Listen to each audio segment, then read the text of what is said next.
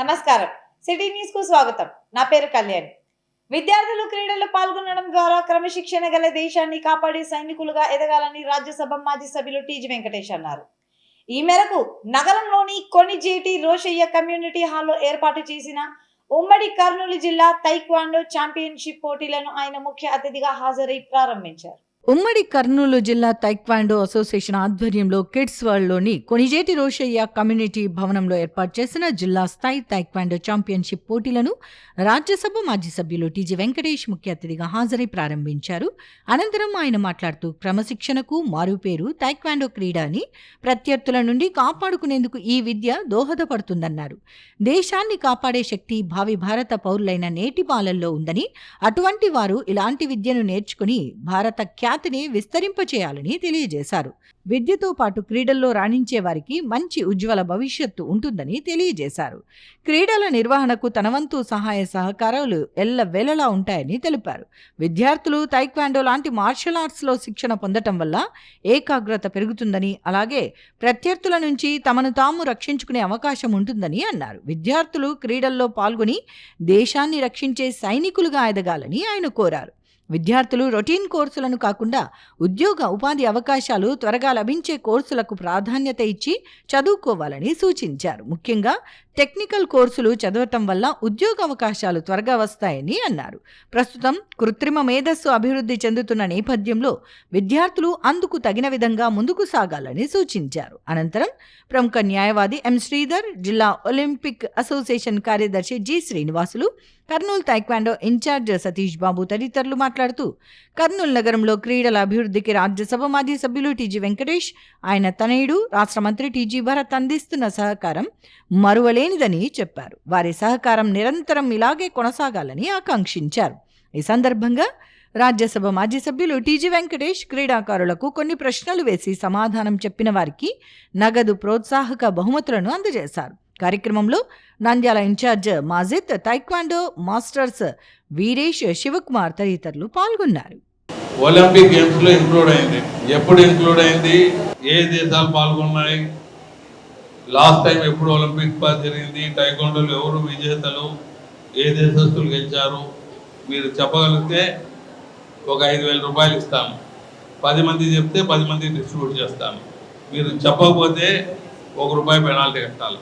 చెప్పండి, taekwondo Olympic ఎప్పుడు ప్రారంభమైంది, టైక్వాండో ఒలింపిక్ లో గేమ్ ఎప్పుడు ఇంక్లూడ్ అయింది, ఏ ఇయర్లో ఇంక్లూడ్ అయింది, ఏ దేశాలు పాల్గొన్నాయి, ఏ దేశాలు విజేతలుగా వచ్చాయి.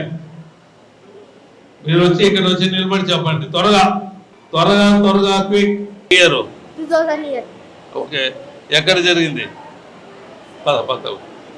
ఏ ఇయర్ 2000 కరెక్టేనా? ఏ దేశంలో జరిగింది, ఏ ఇయర్లో జరిగింది, ఫస్ట్ టైం ఎక్కడ జరిగింది కనుక్కుంటారు. ఏ దేశం విజేతలు, which country has won? 2000 Korea గెలిచింది. ఎవరు విన్నర్స్? 2000 లాస్ట్. మీరు చెప్పండి, ఎవరు విజేత? 2000లో ఎవరు విజేతలు చెప్పమ్మా. అటెంప్ట్ చేసినందుకు తీసుకో. అందరికన్నా తప్పు నువ్వే చెప్పావు. అందరు 2000 చెప్పారు. Thank you sir.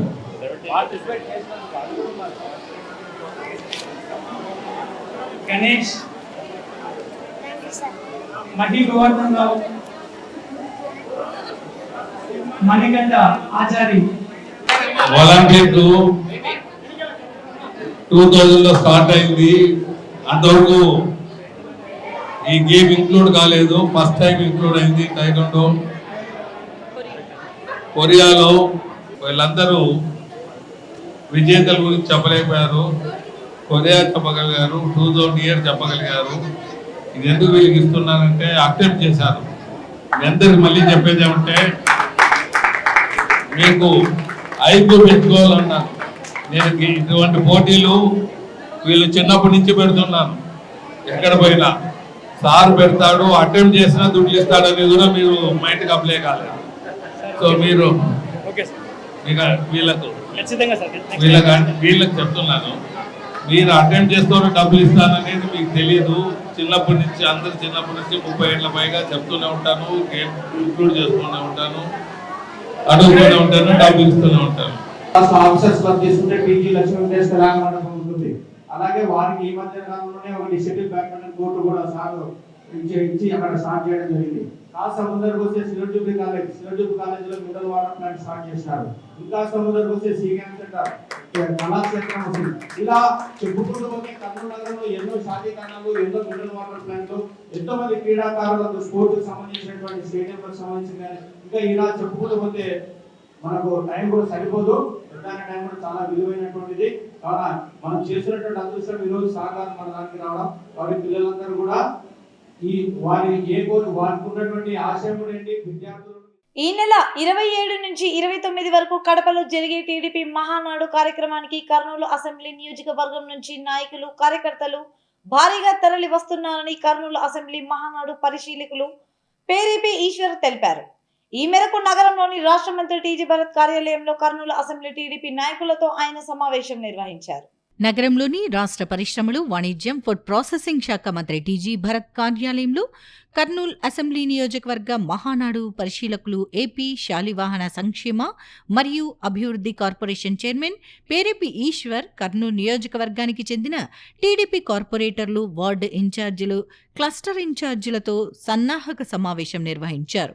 ఈ నెల 27, 28, 29వ తేదీలలో కడపలో జరిగే తెలుగుదేశం పార్టీ మహానాడు కార్యక్రమానికి కర్నూలు నుండి భారీగా తరలి వెళ్లేందుకు తీసుకోవాల్సిన చర్యలపై చర్చించినట్లు సమావేశం అనంతరం వారు తెలిపారు. తెలుగుదేశం పార్టీ నాయకులు, కార్యకర్తలు, ప్రజలందరూ కార్యక్రమంలో భాగస్వామ్యం అయ్యేందుకు సిద్ధంగా ఉన్నారని అన్నారు. మంత్రి టీజీ భరత్ నాయకత్వంలో కర్నూలు నియోజకవర్గం నుండి పెద్ద ఎత్తున తరలి వెళ్తామని అన్నారు. ఈ సమావేశంలో రాష్ట్ర హజ్ కమిటీ సభ్యులు సూరి మన్సూర్ అలీ ఖాన్, నగర అధ్యక్షుడు నాగరాజు యాదవ్, కార్పొరేటర్లు పాల్గొన్నారు. 27, 28, 29వ తారీఖు నాడు జరిగే మహానాడు సందర్భంగా మనకు పరిశీలకులుగా విజయవాడ నుంచి రావడం జరిగింది. మన పార్టీ నాయకులు మొబిలైజేషన్ కోసం మనమందరం కూడా ప్రతి వార్డులో ఎక్కువ మందిని ఆ యొక్క సభకు తీసుకుపోయి సభను విజయవంతం చేయాలని చెప్పేసి వారి ఇక్కడ మనందరికి చెప్పడం జరిగింది. మా యొక్క నాయకులందరూ కూడా పార్టీ ఆదేశించిన సంఖ్య కంటే కూడా ఎక్కువ మందిని తీసుకొచ్చి విజయవంతం చేస్తామని చెప్పేసి ఈ సందర్భంగా తెలుస్తుంది. టీజీ భరత్ గారి ఆదేశాల మేరకు మేము ఇక్కడ రావడము డిస్కస్ చేయడానికి, అంటే మానాడు 27, 28, 29 కని విని ఎరిగిన రీతిలో 10 లక్షల మందితో కడపలో 29వ తేదీ భారీ బహిరంగ సభ కూడా ఉండడం జరుగుతుంది. అందరికీ తెలుసు. ఆ బహిరంగ సభకు కర్నూలు నుంచి 5,000 మంది తరలి రావడానికి ఒక ప్లాన్ అంటూ ఈరోజు చేయడం జరిగింది. అందరికీ బస్సులు, ఏవైతే సౌకర్యాలు కావాలో అకామిడేషన్తో సహా ఇవ్వడం జరుగుతుంది. 27వ తేదీ ఇన్ఛార్జీలు, క్లస్టర్లు, పెద్ద పెద్ద నాయకులు తరలిపోతారు. అక్కడ అన్నీ చూసుకొని మన టౌన్ అధ్యక్షుల వాళ్ళు కూడా రేపు పోవడము, అక్కడ వసతులు చెక్ చేసుకొని మనకందరికీ కావాల్సిన ఏర్పాట్లు చేసి విజయవంతం చేసి టీజీ భరత్ గారి యొక్క ఆదేశాలు నిలబెడతామని చెప్పి కోరుకోవడం జరిగింది. Thank you. ఈ మహానాడుకి కర్నూలు కాన్స్టిట్యున్సీ నుంచి భారీ ఎత్తున మొబిలైజేషన్ కోసం పరిశీలకులుగా రాష్ట్ర పార్టీ నన్ను ఇక్కడ కన్వీనర్గా ఆదేశించారు. ఈరోజు నేను ఇక్కడ వార్డు ఇన్ఛార్జీలతో సమావేశం అయ్యి రేపు మహానాడు 27, 28, 29లో జరిగే మహానాడికి భారీ ఎత్తున జన సమీకరణ చేయాలని అందరినీ కోరడం జరిగింది. మరి అందరూ సానుకూలంగా స్పందించి మీకు ఇచ్చిన టార్గెట్ కన్నా ఎక్కువ మేము తీసుకొస్తామని చెప్పేసి అందరూ కూడా నాకు చెప్పడం జరిగింది. వాళ్ళందరూ కూడా ధన్యవాదాలు తెలుపుకుంటున్నాను. అలాగే మహానాడిని కూడా భారీ ఎత్తున జనసందోహంతో పండుగ వాతావరణం తలపించేదిగా చేయాలని కోరుకుంటూ అందరికీ నమస్కారం. కడప జిల్లా నాయకులు, కార్యకర్తల కోరిక మేరకే కడపలో తెలుగుదేశం పార్టీ మహానాడు నిర్వహిస్తుందని, ఇందులో ఎలాంటి రాజకీయ దురుద్దేశం లేదని జిల్లా టీడీపీ అధ్యక్షుడు టిక్కారెడ్డి అన్నారు. ఈ మేరకు నగరంలోని తెలుగుదేశం పార్టీ కార్యాలయంలో జరిగిన విలేకరుల సమావేశంలో ఆయన మాట్లాడారు. నగరంలోని జిల్లా తెలుగుదేశం పార్టీ కార్యాలయంలో జరిగిన సమావేశంలో ఆ పార్టీ కర్నూలు జిల్లా అధ్యక్షుడు తిక్కారెడ్డి, కార్యదర్శి Prabhakar, KDCC bank chairman D Vishnuvardhan Reddy, party నాయకుడు జేమ్స్ తదితరులు పాల్గొన్నారు. ఈ సందర్భంగా తెలుగుదేశం పార్టీ శాశ్వత సభ్యత్వం తీసుకున్న వారిని అభినందించారు. అనంతరం జరిగిన సమావేశంలో టీడీపీ జిల్లా అధ్యక్షుడు తిక్కారెడ్డి మాట్లాడుతూ కర్నూలు జిల్లాలో కార్యకర్తల సంక్షేమ నిధి కోసం 24 మంది ఒక్కొక్కరు ₹1,00,000 చెల్లించి తెలుగుదేశం పార్టీ శాశ్వత సభ్యత్వం తీసుకున్నారని వెల్లడించారు. వారిని ఈ సందర్భంగా అభినందించినట్లు తెలిపారు. ఈ నెల 27, 28, 29వ తేదీలలో కడపలో జరిగే మహానాడు కార్యక్రమానికి జిల్లా నుంచి పార్టీ నాయకులు, కార్యకర్తలు అధిక సంఖ్యలో తరలి రావాలని ఆయన కోరారు. కడపలో మహానాడు నిర్వహణపై వస్తున్న విమర్శలను ఆయన ఖండించారు. కడప నాయకులు, కార్యకర్తల కోరిక మేరకే కడపలో మహానాడు కార్యక్రమాన్ని నిర్వహిస్తున్నామని, ఇందులో ఎలాంటి రాజకీయ దురుద్దేశం లేదని అన్నారు. కడపలో గతంలో తమకు బలమైన నాయకత్వం ఉందని గుర్తు చేశారు. మహానాడు కార్యక్రమాన్ని తెలుగుదేశం పార్టీ మొదటి నుండి క్రమశిక్షణతో నిర్వహిస్తున్నట్లు వెల్లడించారు. మహానాడులో రాష్ట్ర అభివృద్ధిపై మాత్రమే చర్చ జరుగుతుందని అందరూ గమనించాలని తెలిపారు. ఈ నిధి నుంచి తెలుగుదేశం పార్టీలో ఉండి ఎవరైనా ప్రమాదవశాత్తు చనిపోయినా లేక ఇంకెవరైనా ఇదైనా కూడా అటువంటి వాళ్ళకి ఈ నిధి వస్తుందని చెప్పి పిలుపునిస్తే మన కర్నూలు జిల్లా నుంచి 24 మంది ఒకటేసారి 24 లక్షల రూపాయలు ఇచ్చి వాళ్ళు పార్టీ శాశ్వత సభ్యత్వం తీసుకోవడం అనేది జరిగింది. వీళ్ళందరూ కూడా మేము ఎంతో ప్రత్యేక ధన్యవాదాలు తెలియజేస్తా ఉన్నాం. అలాగే మన కర్నూలు నుంచి రేపు అంటే 27, 28, 29 కడపలో జరుగుతున్నటువంటి మహానాడుకు అత్యంత ఎక్కువ మందిని తీసుకొని పోయి అది దాదాపు 5 అనుకున్నాం 10 లక్షల వరకు జనాన్ని సమీకరించి మన కార్యకర్తల్ని అక్కడ మనం పెట్టడం. కడపలో ఎందుకు మహానాడు పెట్టినామంటే కొంతమంది ఏమేమో చెప్తా ఉన్నారు, అది కాదు.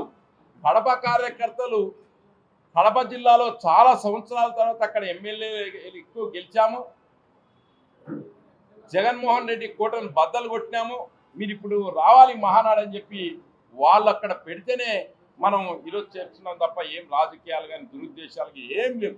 అందరూ టీవీలో చెప్తా ఉండరు కావాల్సి అంటే మహానాడు ఎక్కడన్నా పెట్టుకోవచ్చు. ఏమన్నా కడప పాకిస్తాన్లో ఉందా? లేదు కదా, మన రాష్ట్రంలోనే ఉంది. మాకు ఎప్పటి నుంచో బలమైన నాయకులు ఉండేవాళ్ళు. అప్పుడు కూడా బద్వేలు వీరారెడ్డి గారు కానీ, రాజగోపాల్ రెడ్డి కానీ, కందుల వాళ్ళు కానీ, లేకపోతే వరదరాజు రెడ్డి గారు కానీ, ఇప్పుడు ఉన్నటువంటి పెద్ద పెద్ద లీడర్షిప్ కడపలో ఉండేది. కానీ మధ్యకాలంలో కొంత ఇబ్బంది పడి పోయింది. మళ్ళీ ఇప్పుడు బ్రహ్మాండమైనటువంటి మంచి మెజార్టీతో గెలిచాం కాబట్టి వాళ్ళ కోరిక మేరకే, కడప ప్రజల కోరిక, కడప ప్రజల నాయకుల మేరకు, కార్యకర్తల కోరిక మేరకే ఈరోజు మేము అక్కడ పెడుతున్నాం. మహానాడు దిగ్విజయంగా చేస్తా ఉన్నాం. కార్యకర్తల కోరిక మేరకు, మా నాయకుల యొక్క కోరిక మేరకు అక్కడ జగన్మోహన్ రెడ్డి కోటలు బీటలు వారినాయి కాబట్టి మేము మహానాడు జరుపుకుంటే వాళ్ళు సరే ఉత్సాహం కొద్ది పెట్టినారు కాబట్టి మేము నడుపుతున్నాం అంతే. కాబట్టి కర్నూలు జిల్లా నుంచి కూడా అత్యధికంగా మనం పాల్గొని విజయవంతం చేయవలసిందిగా మరొకసారి పిలుపునిస్తున్నాం. పాణ్యం అసెంబ్లీ నియోజకవర్గంలోని కర్నూలు నగరపాలక సంస్థ వార్డుల అభివృద్ధికి చర్యలు తీసుకుంటున్నామని పాణ్యం ఎమ్మెల్యే శ్రీమతి గౌరు చరిత వెంకటరెడ్డి అన్నారు. ఈ మేరకు పాణ్యం అసెంబ్లీ పరిధిలోని 21వ వార్డులో 48 లక్షలతో చేపట్టనున్న అభివృద్ధి పనుల శంకుస్థాపన చేశారు. పాణ్యం నియోజకవర్గ పరిధిలో ఉన్న 21వ వార్డులో 48 లక్షలతో అభివృద్ధి పనులకు సంబంధించి పాణ్యం ఎమ్మెల్యే శ్రీమతి గౌరు చరిత వెంకటరెడ్డి శంకుస్థాపన చేశారు. ఈ సందర్భంగా ఆమె మాట్లాడుతూ 16 వార్డుల అభివృద్ధికి ముఖ్యమంత్రి చంద్రబాబు నాయుడు ప్రత్యేకంగా నిధులు కేటాయించారని పాణ్యం ఎమ్మెల్యే గౌరు చరితారెడ్డి తెలిపారు. 16 వార్డుల్లో ప్రతిరోజు మంచినీరు సరఫరాకు చర్యలు తీసుకుంటున్నామని ఎమ్మెల్యే తెలిపారు. పాణ్యం పరిధిలో ఉన్న వార్డుల్లో రోడ్లు, డ్రైనేజీలు ఏర్పాటు చేస్తున్నారు. రాష్ట్రంలో ఆర్థిక ఇబ్బందులు ఉన్నా అభివృద్ధి కార్యక్రమాలు చేపట్టిన ఘనత ముఖ్యమంత్రి చంద్రబాబు నాయుడికే దక్కిందన్నారు. కార్యక్రమంలో రాఘవేంద్రారెడ్డి, వెంకటరెడ్డి, దివాకర్ రెడ్డి, పురుషోత్తం రెడ్డి పాల్గొన్నారు. FCI colony to NGOs colony, doctors కాలనీలో 48,32,000తో సీసీ రోడ్స్ అయితేనేమి, సీసీ డ్రైన్స్ అయితేనేమి భూమి పూజ చేసుకోవడం జరుగుతుంది. మాకు ముందే ఎక్స్టెన్షన్ ఏరియా చాలా కొత్త కాలనీలు వస్తూ ఉన్నాయి, కొత్త ఇల్లు కడతా ఉన్నారు. ఎక్కడ చూడు రోడ్లు కావాలని, డ్రైన్స్ కావాలని చాలా కోరడం జరుగుతుంది. ఇప్పుడు మేము ఇక్కడికి వచ్చిన తర్వాత కూడా ఇంకా మా ఏరియాలో డ్రైన్స్ లేక మురుగునీరు చేరి చాలా ఇబ్బంది పడుతూ ఉన్నాం. ఇప్పుడు అందులో వర్షాకాలం వచ్చింది, డెంగ్యూలు, మళ్ళీ కొత్తగా కూడా కరోనా కూడా మనం వింటూ ఉన్నాం ఇప్పుడే మన స్టేట్లో. కాబట్టి ఇవన్నీ ప్రాబ్లమ్స్ ఉన్నాయి, మీరు డ్రైన్స్ ఏర్పాటు చేయాలని కోరడం జరిగింది. తప్పకుండా మేము మొన్ననే రివ్యూ పెట్టుకొని సీఎం గారు అష్యూరెన్స్ మాకు 50 crores శాంక్షన్ చేయడం జరిగింది మా 16 వార్డులకి. కాబట్టి ముందు ఎక్కడైతే ఎక్కువ ఇంపార్టెన్స్ ఉన్నాయో, ఎక్కడైతే ఎక్కువ మంది ప్రజలకు ఉపయోగపరంగా ఉన్నాయో వాటినే తీసుకొని ఒక్కొక్క వార్డుకి 50 లక్షలకి ప్రణాళికలు తయారు చేసుకొని అవి ఇవ్వడం జరుగుతుంది. తర్వాత కూడా డ్రింకింగ్ వాటర్ ప్రాబ్లం విపరీతంగా ఉంది. మేము నెక్స్ట్ మాకు ఆల్రెడీ అమృత్ 2 పథకంలో 115 కోట్లు శాంక్షన్ కావడం జరిగింది. ఇంకా అవి సరిపోవు, ఎక్కువ ట్యాంకులు కట్టాల్సి ఉంటుంది. కాబట్టి ఈ అమౌంట్ కూడా దాంట్లో వేసుకొని మేము మా 16 వార్డుల పట్టణ ప్రజలకు త్రాగునీటి సౌకర్యం రోజు కల్పించడమే మా ధ్యేయము. మొదటి ప్రాధాన్యత కూడా మేము దానికి ఇంపార్టెన్స్ ఇస్తున్నాం. రాష్ట్ర ప్రభుత్వం మైనారిటీ ఫైనాన్స్ కార్పొరేషన్ ద్వారా ఇచ్చే సబ్సిడీ రుణాలను ముస్లిం మైనారిటీ సోదరులు సద్వినియోగం చేసుకోవాలని కర్నూలు అసెంబ్లీ టీడీపీ మైనారిటీ విభాగం నాయకులు మన్సూర్ అలీఖాన్, అబ్బాస్, ముంతాజ్ బేగం కోరారు.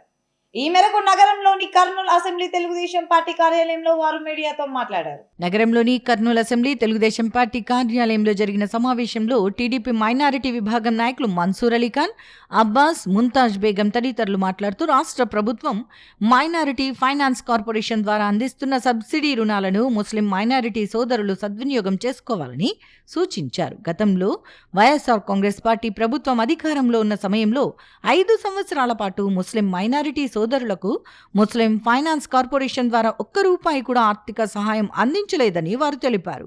ఈ నేపథ్యంలోనే ప్రస్తుతం రాష్ట్ర ప్రభుత్వం మైనారిటీ ఫైనాన్స్ కార్పొరేషన్ ద్వారా సబ్సిడీ రుణాలు ఇస్తామని ప్రకటించినప్పటికీ కొంతమందిలో ఇంకా అపోహ ఉందని, అలాంటి అపోహలను తొలగించుకుని ముస్లిం మైనారిటీ సోదరులు రుణాల కోసం దరఖాస్తు చేసుకోవాలని సూచించారు.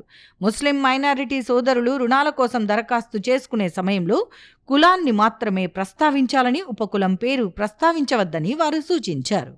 రాష్ట్ర ప్రభుత్వం సబ్సిడీ లోన్లు మైనార్టీలు, క్రిస్టియన్లకి మనకి అందుబాటులో పెట్టారు. ఆన్లైన్లో అందరు దరఖాస్తు చేసుకోవాలని నేను కోరుతా ఉన్నాను. మైనార్టీ సోదరుమణులకి, అలాగే క్రిస్టియన్స్కి. మీరు ఏదైతే లాస్ట్ డేట్ అనుకుంటున్నారో ఈ లోన్ వెబ్సైటు కాదండి, మనకి ఇంకా టైం ఇచ్చారు. మనము దాన్ని సద్వినియోగం చేసుకోవాలని నేను మైనార్టీ సోదరులకు, క్రిస్టియన్ సోదరులకు నేను తెలియపరుస్తూ ఉన్నాను. అప్లై చేసుకొని మనం ఎన్నో విధాలుగా కష్టపడుతున్నాము. ఏదన్నా చేసుకోవాలంటే పనులు లేక, పెట్టుబడులు లేక జీవితాంతం బీడీలు చేసుకుంటూ చిన్న చిన్నగా పనులు చేసుకుంటూ బతికే మనకు ఈరోజు తెలుగుదేశం ప్రభుత్వం మంచి అవకాశం ఇచ్చింది. కాబట్టి ఖచ్చితంగా మీరందరూ వెళ్ళి వెబ్సైట్లో లోన్స్ అప్లై చేసుకోవాలని మీ అందరినీ కోరుతున్నాము. అలాగే దీంట్లో మంచి బెనిఫిట్స్ కూడా 50% వరకు సబ్సిడీ ఉంటుంది. ఈ అవకాశం తెలుగుదేశం పార్టీ మనకు అందించింది. అలాగే మనం కర్నూలు తరపు నుంచి టీజీ భరత్ గారు ఎప్పుడో ఎన్నికలప్పుడు చెప్పారు, మీ అందరికీ నేను లోన్స్ ఇప్పిస్తాను, మీకు ఆర్థికంగా మేము చేయూతనిచ్చి ముందుకు నడిపిస్తానని భరత్ గారు మాటిచ్చిన ప్రకారమే ఈరోజు టార్గెట్ ఇంతవరకు ముస్లిమ్స్ రీచ్ కాలేదనే ఉద్దేశంతో మాకు ఈ అవకాశం ఇచ్చారు. మీరు చెప్పి ముస్లిమ్స్ని మోటివేట్ చేయండి. నేను ఏ రోజైతే మాట ఇచ్చానో ఈరోజు నేను కట్టుబడి ఉంటాను. కాబట్టి ప్రతి ఒక్కరికి లోన్స్ అందించి వాళ్ళకి ఆర్థికంగా నిలబట్టే బాధ్యత మనం తీసుకోవాలనే ఉద్దేశంతో భరత్ గారు మాకు ఈరోజు చెప్పడం జరిగింది. అంటే అందరికీ వెబ్సైట్ ఓపెన్ ఉంది. దాంట్లో ఒక విషయం ఏమంటే, మీరు ఈ యొక్క దరఖాస్తులని ఎప్పుడైతే మీరు వెబ్సైట్లో చేరుస్తారో అప్పుడు సబ్ క్యాస్ట్ రాయొద్దండి, యాక్సెప్ట్ చేయడం లేదు. సబ్ క్యాస్ట్ కాకుండా ఓన్లీ ముస్లిం అనే ఒక్కటి రాస్తే యాక్సెప్ట్ చేస్తుంది. ఆ స్లాబ్ 3 స్లాబ్స్లో ఉంది అండి. First 1 lakh to 3, 3 to 5, 5 to 8 lakhs 3 slabs ఉంటాయి. సబ్సిడీలో ఉంటుంది, యూనిట్ ప్రకారంగా కాస్ట్ ఉంటుంది, అన్ని వివరంగా వెబ్సైట్లో ఇవ్వడం జరిగింది.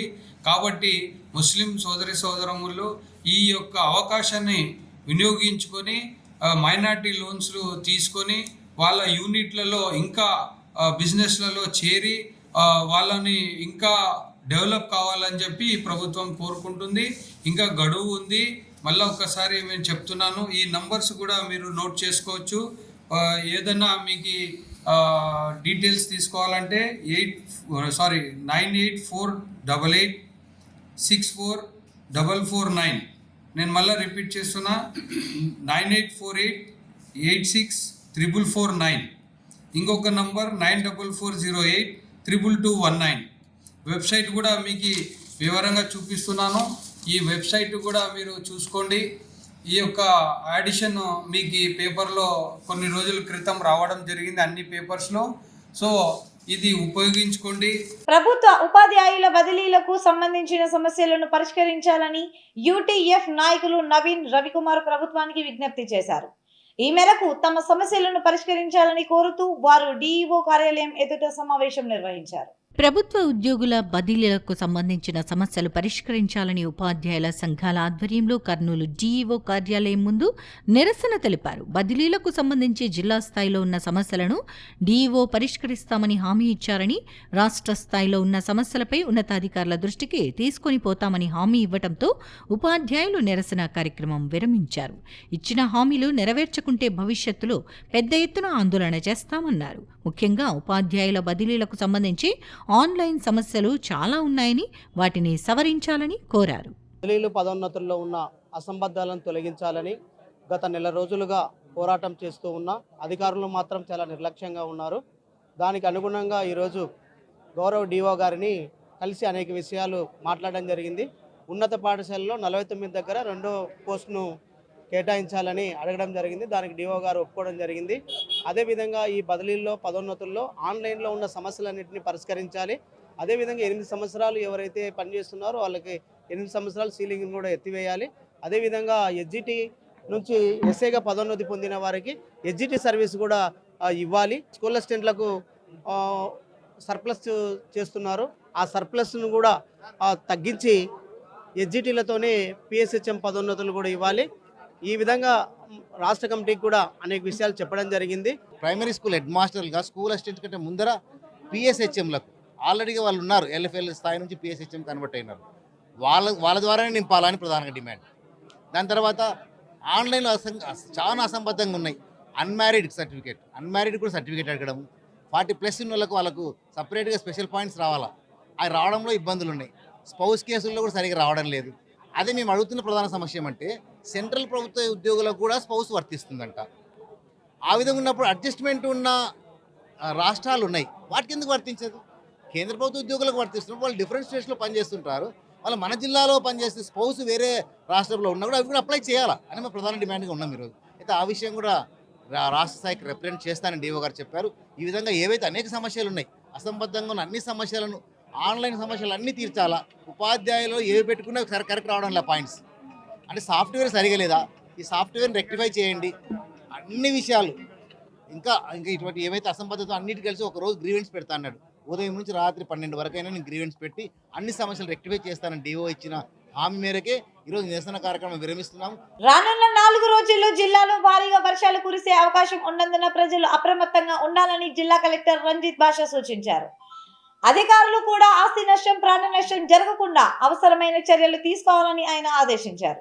వాతావరణ శాఖ సూచనల ప్రకారం నైరుతి రుతుపవనాలు ప్రవేశించిన సందర్భంగా రాగల 4 రోజుల్లో జిల్లాలో భారీ వర్షాలు కురిసే అవకాశం ఉన్నందున అధికారులు, ప్రజలు అప్రమత్తంగా ఉండాలని కర్నూలు జిల్లా కలెక్టర్ పి రంజిత్ భాష విజ్ఞప్తి చేశారు. అన్ని శాఖల అధికారులు అప్రమత్తంగా ఉండాలని, ఆస్తి, ప్రాణ నష్టం జరగకుండా తగిన చర్యలు తీసుకోవాలని కలెక్టర్ ఆదేశించారు.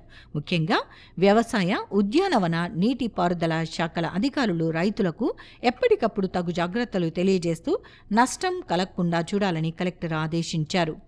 హోర్డింగ్స్, చెట్ల కింద శిథిలావస్థలో ఉన్న గోడలు, భవనాల వద్ద నిలిచి ఉండరాదని కలెక్టర్ ప్రజలకు సూచించారు. అలాగే నీటి ఉధృతి ఎక్కువగా ఉన్న చోట వాగులు, ఏరులు దాటరాదని కలెక్టర్ సూచించారు. ప్రజా సమస్యల పరిష్కార వేదికలో ప్రజలు ఇచ్చే సమస్యలను వీలైనంత త్వరగా పరిష్కరించాలని జిల్లా కలెక్టర్ రంజిత్ భాష ఆదేశించారు.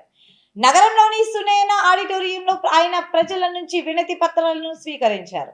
నగరంలోని జిల్లా కలెక్టరేట్ సునైన ఆడిటోరియంలో ప్రజా సమస్యల పరిష్కార వేదిక కార్యక్రమంలో భాగంగా జిల్లా కలెక్టర్ రంజిత్ భాష ప్రజల నుండి వినతులను స్వీకరించారు. ఫిర్యాదుల స్వీకరణ అనంతరం కలెక్టర్ ఫిర్యాదుల పరిష్కారంపై అధికారులతో సమీక్షించారు. పీజీఆర్ఎస్లో వచ్చిన దరఖాస్తులను నిర్ణీత గడువులోగా పరిష్కారం చేయాలని, బియాండ్ ఎస్ఎల్ఏ వెళ్లకూడదని చెప్పినప్పటికీ కూడా సర్వే శాఖలో 2 ఫిర్యాదులు బియాండ్ SLA వెళ్లాయని, సంబంధిత సర్వేయర్లను సస్పెండ్ చేసేందుకు చర్యలు తీసుకోవాలని కలెక్టర్ జాయింట్ కలెక్టర్కి సూచించారు. అదేవిధంగా ఏడీ సర్వేకి షోకాజ్ నోటీసులు ఇవ్వాలని కలెక్టర్ జాయింట్ కలెక్టర్ను ఆదేశించారు. PGRS లాగిన్లో వచ్చిన అర్జీలను ఎప్పటికప్పుడు చూడాలని చెప్పినప్పటికీ అధికారులు నిర్లక్ష్యం చేస్తున్నారని, చూడకపోతే చర్యలు తప్పవని కలెక్టర్ హెచ్చరించారు. కృష్ణగిరి తహసీల్దార్ లాగిన్లో 11 రోజుల నుండి 1 అర్జీ, కర్నూలు అర్బన్ తహసీల్దార్ లాగిన్లో 7 రోజుల నుండి 2 అర్జీలు, మండల సర్వేయర్ లాగిన్లో 9 రోజుల నుండి 1 అర్జీ, జిల్లా మైనారిటీ సంక్షేమాధికారి కర్నూలు వద్ద 1 అర్జీ 7 రోజుల నుండి 1 అర్జీ 8 రోజుల నుండి, residential educational institutions district coordinator లాగిన్లో 2 అర్జీలు 7 రోజుల నుండి, మున్సిపల్ కమిషనర్ ఎమ్మిగనూరు లాగిన్లో 1 అర్జీ 7 రోజుల నుండి, సాంఘిక సంక్షేమ శాఖ లాగిన్లో 1 అర్జీ 7 రోజుల నుండి, జీఎం పరిశ్రమల శాఖ వద్ద 1 అర్జీ 7 రోజుల నుండి చూడకుండా ఉన్నాయని అన్నారు. అధికారులు వారం రోజులు అర్జీలను చూడకుండా ఉంటే వారికి మెమోలు జారీ చేయాలని, తదుపరి డిసిప్లినరీ యాక్షన్ తీసుకోవాలని కలెక్టర్ డిఆర్ఓను ఆదేశించారు. అర్జీలు చూడకుండా ఉన్న శాఖల అధికారులతో సమీక్షలు నిర్వహించి తగిన చర్యలు తీసుకోవాలని collector, Adoni sub collector, Kurnool, Pattikonda ఆర్డీఓలను ఆదేశించారు. సీఎంఓ గ్రీవెన్స్లకు సంబంధించి పెండింగ్లో ఉన్న అర్జీలను వేగవంతంగా పరిష్కరించాలని కలెక్టర్ అధికారులను ఆదేశించారు. ఆదోని సబ్ కలెక్టర్ వద్ద 21, కర్నూలు ఆర్డీఓ వద్ద 8, పత్తికొండ ఆర్డీఓ వద్ద 8, కలెక్టరేట్ ఏఓ వద్ద 3, సర్వే ఏడీ వద్ద 2, డిఎంహెచ్ఓ, వ్యవసాయ శాఖ, నగరపాలక సంస్థ, స్కిల్ డెవలప్మెంట్ అధికారి వద్ద 1 అర్జీ చొప్పున పెండింగ్లో ఉన్నాయన్నారు. సీఎంఓ గ్రీవెన్స్లు పెండింగ్ ఉండకూడదని, ఎప్పటికప్పుడు పరిష్కారం చేయాలని కలెక్టర్ సంబంధిత అధికారులను ఆదేశించారు. జాయింట్ కలెక్టర్ డాక్టర్ బి నవ్య మాట్లాడుతూ యోగాంధ్ర క్యాంపెయిన్లో భాగంగా మండలాలలో ట్రైనర్ల రిజిస్ట్రేషన్లను త్వరితగతిన పూర్తి చేయాలని అన్నారు. అదేవిధంగా జూన్ 21వ తేదీన నిర్వహించనున్న అంతర్జాతీయ యోగా దినోత్సవానికి సంబంధించి కార్యక్రమాల నిర్వహణకు వేదికలను గుర్తించాలని జాయింట్ కలెక్టర్ సంబంధిత అధికారులను ఆదేశించారు. కార్యక్రమంలో DROC Venkatanarayanamma, special deputy collector Ajay Kumar, housing PD Chiranjeevi, జిల్లా అధికారులు పాల్గొన్నారు. ఇంతటితో సిటీ న్యూస్ సమాప్తం. తిరిగి రేపటి సిటీ న్యూస్ లో కలుద్దాం. నమస్తే.